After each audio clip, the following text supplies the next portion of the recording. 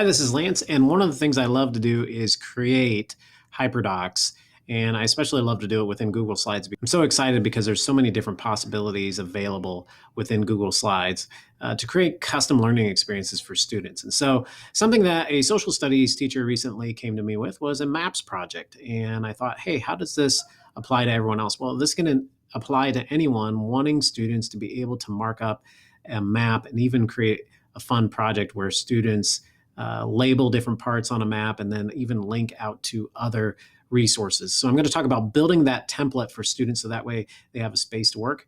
These can be collaborative, and they can even be students working in isolation. So it just depends on how you want to do it. Either way, it can be a fun experience for students to express what they learn.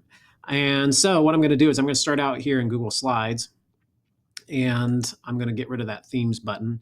And I'm going to name this first Indiana map template. And the other thing I'm going to do is I'm going to show you a resource that I'm going to use for a map, and it is dmaps.com. It's a great resource. They do have a little bit of a term issue, and that is make sure that you link any maps that you mention in your presentation or anywhere you use them. Make sure you use the exact link to any maps that you use. The map I'm going to use, I'm going to go back a step because it's on the next page. I'm actually going to use an Indiana map. If I go back one more step, there's all kinds of different Indiana maps that you can use. There's different state maps, there's different country maps, there's all kinds of different maps that you can utilize. You just need to make sure that you mark exactly where you get these maps.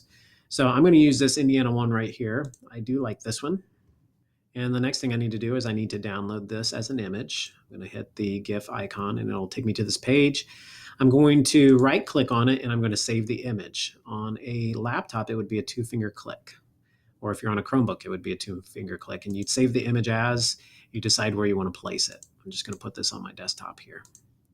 On a PC, it conveniently appears down here on the bottom, which is very convenient for Google Slides. You'll see why in a little bit. All right, I'm going to create this template now. And as you can see, my picture of Indiana is very elongated. So I'm going to also want to think about custom sizes within Google Slides. I'm going to go to File and Page Setup. And a lot of people don't know this, but in Google Slides, you can actually change the sizing of a slide presentation. I'm going to go to Custom here, and I'm going to change this to 8.5 by 11, because then it'll be a nice, convenient print format if I actually wanted to print them. I don't know that I would, but it's ready to go in case it's need be. So the next thing I'm going to do is I'm going to show you that if I hit this down arrow, you have all these different layouts. These are generic layouts that are available for every Google Slides presentation. I'm going to get rid of these here in a little bit because I want my own custom template that students can access. And I'm going to specifically change the master. I'm going to go to Slide and Edit Master, because if I edit the master, then students will have fewer issues involving accidental deletion and things like that. So you'll see what I mean in a little bit. I'm going to go down one layout and I'm going to start hitting backspace. It gets rid of all these extra layouts that I don't need. I'm going to go ahead and keep the title slide. That's a good one. And I'm going to hit the plus to get a new layout. And this one, I'm going to rename it. I'm going to call this one Directions, like so. And I'm going to get another one, and I'm going to call this one Indiana Map, like so. So I have two new layouts to use. I'm going to also show you that when you have this thing here that says click to edit master title style, you're talking about the placeholder. When I go to insert placeholder, those are spaces ready to go for you to type in, but you can't type on them when you're in the slide master. So I'm going to get rid of these like so, and I'm going to put in my own directions by hitting the text box. And I'm not going to take a lot of time to do this. I'm just going to say, and obviously you can create as many direction slides as you want. You can even include a video if you wanted to. You can include all kinds of graphics and pictures because you have image icons, and you can go to insert video and you're able to insert videos from YouTube or your Google Drive if you want to have an explanation on here. In fact, the next video I'm going to do is all about how the students would interact with this map. So if you want to include directions on how to interact with a map on Google Slides, you can include that video in your Google Slides presentation.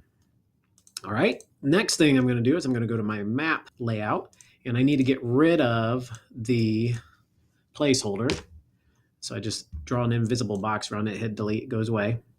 And I'm going to make the background my map. I'm going to choose an image. And I could hit choose an image to upload, but it's right down here. That's why I like doing this on Windows. Google Slides works nice with PCs. And I just drag it in. It's in. I could have saved it in my Google Drive too. There lots of different options as far as storage. I'm going to hit done, and now my map is in. Before I forget, because DMaps wants a link directly, or they want credit for their work, I need to grab the link to this map like so. And I'm going to go back down to my Google Slides, and I'm going to paste in the link. Actually, before I paste the link, I need to say image source, and I'm going to hit the link icon like so, and paste in the link. And now the image source is in. I'm going to select all this text too. A quick way to select text: when you click on a text box, if you hit Control A on a Chromebook or a PC, it selects all the text. You can resize it. That's a nice little trick, nice little workflow trick that helps me all the time. Okay, so now I have the image source right there on the map. So that way I can give proper credit to DMaps. Thank you, DMaps, for supplying these wonderful resources. All right, next thing. So now that I'm in the Edit Master, I need to get out so that way you can see what it looks like in normal Google Slides. Real simple. I just go over here to the white space, click out, and I'm in normal Google Slides. But there's a little problem, isn't there? Where are my slides? So I'm going to hit the down arrow here, right beside the Add New Slide button. And it allows me to select any layouts that I've created. So now I have these custom layouts that I can put in. I can put in my direction, and I can put in my Indiana map. So now I have the title, and I have the directions, and I have my Indiana map. And you might say, well, Lance, that seems like a lot of work. Why didn't you just put in a background right there on the slide? Well, here's the problem. If you don't do it in the master, and a student does this, and then starts working and does a whole bunch of other stuff, you suddenly have a problem. And the problem is that the student loses all that work. Anytime a student deletes a slide, what you can do, if you put it in the master, if you make it a layout, if I hit this down arrow, I can get that layout back at any time. And you haven't lost all that work, or your student hasn't lost all that work. The last thing I'm going to show you is how to disperse this to your students. So to disperse this, I like to use Google Classroom, and I'm just going to use the Share to Classroom button. And I'm in my class already.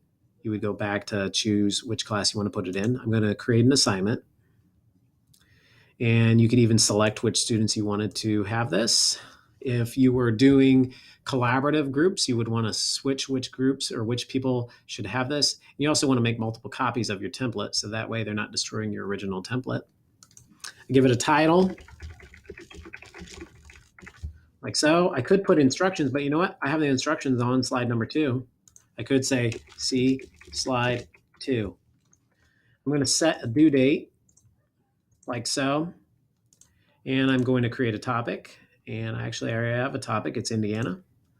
And the most important step is how you have students interact with it. So where I go here where it says students can view file, I can choose whether they can edit it. This would be for collaborative groups. They'd be working on the same slide presentation. But if you want to work in isolation, you would have a copy for each student. I'm going to go ahead and assign this.